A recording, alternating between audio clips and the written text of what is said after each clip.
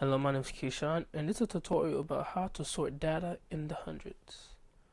Um, of course, if you have like five names, you can easily sort it, manually by looking at it. But this is a faster way, I believe, and a good tool is using the name box. So a good rule of thumb is looking at B2, then scroll all the way down to the last field. It's row 229, and it depends on what you want to sort. But I prefer sorting both because you want to keep, your name with the state. So I want to go all the way down to C229. So the name box field, page up. So the name box field is where you can put, it's a faster way of highlighting things.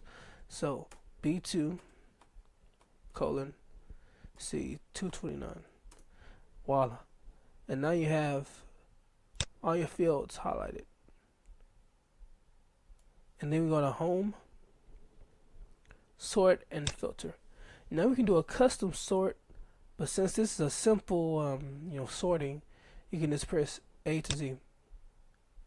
But let's say you wanted to sort by state.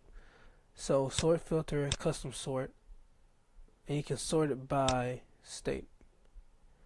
Now custom sort is used for more complex, I guess per se, fields.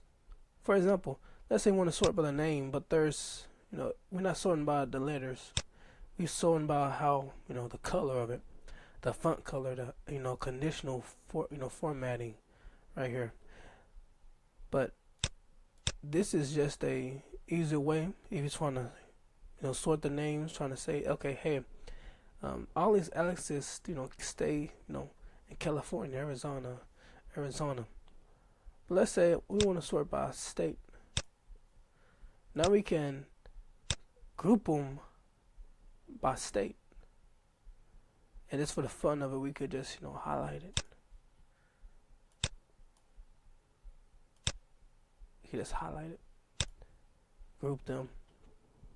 So, and that's how to sort data. And when you have more than 10 fields,